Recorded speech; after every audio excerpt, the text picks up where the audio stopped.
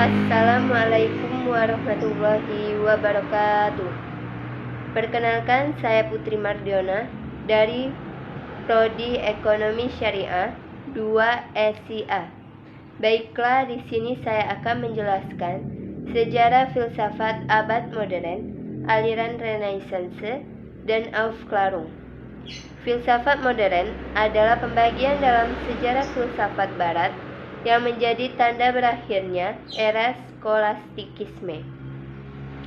Waktu munculnya filsafat modern adalah pada abad ke-17 hingga awal abad ke-20 di Eropa Barat dan Amerika Utara.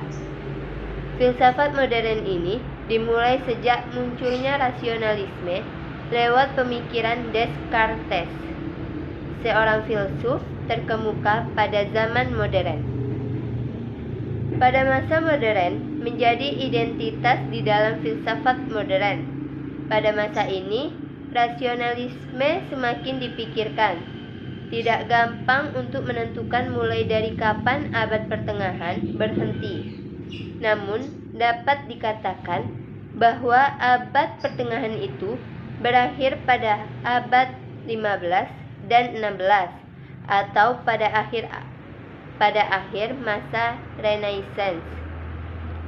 Satu hal yang menjadi perhatian pada masa Renaissance ini adalah ketika kita melihat perkembangan pemikirannya. Perkembangan pada masa ini menimbulkan sebuah masa yang amat berperan di dalam dunia filsafat. Inilah yang menjadi awal dari masa modern. Timbulnya ilmu pengetahuan yang modern berdasarkan metode eksperimental dan matematis. Segala sesuatunya, khususnya di dalam bidang ilmu pengetahuan, mengutamakan logika dan empirisme.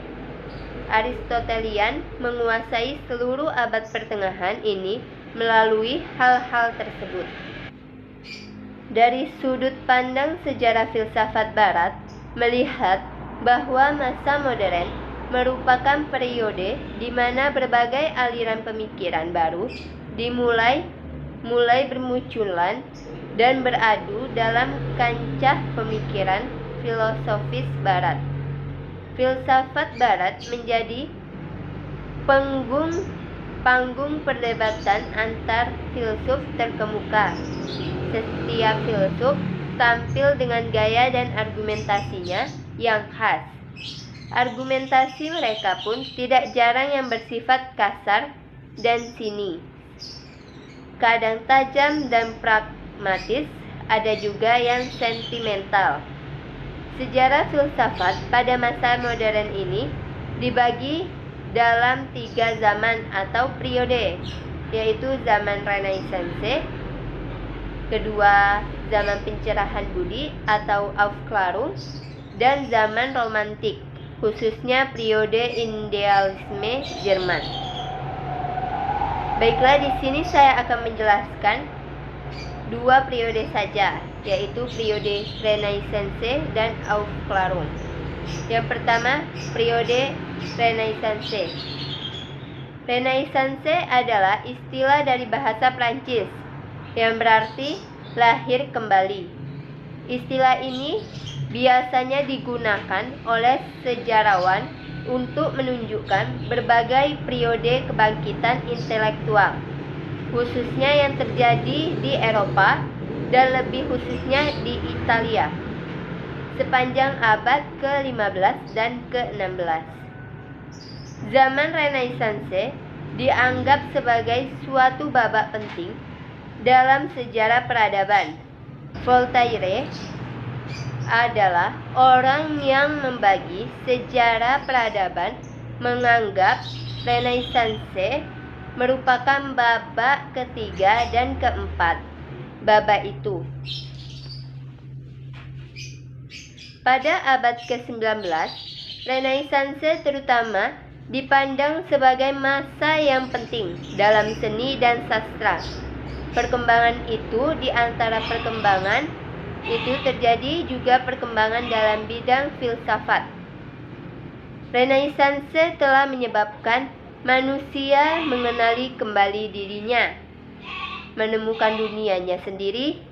Akibat ini, muncullah penelitian-penelitian empiris yang lebih giat. Berkembangnya penelitian empiris ini menjadi salah satu ciri Renaissance. Ciri selanjutnya yaitu munculnya sains. Perkembangan sains ini dipacu lebih cepat setelah Descartes berhasil mengumumkan rasionalismenya. Sejak permulaan Renaissance, Descartes memperkuat ide-ide ini. Humanisme dan individualisme adalah ciri yang paling penting untuk pandangan yang tidak menenangkan orang-orang yang beragama. Selanjutnya, periode Aufklärung atau zaman pencerahan. Aufklärung adalah suatu masa di sekitar abad ke-18 di Eropa yang diketahui memiliki semangat revisi atas kepercayaan-kepercayaan tradisional dari memisahkan pengaruh-pengaruh keagamaan dari pemerintahan yang bertolak dari pemikiran ini. Masyarakat mulai menyadari pentingnya diskusi dan pemikiran ilmiah. Ideologi sekularisme menjadi dasar tonggak peradaban maju Eropa.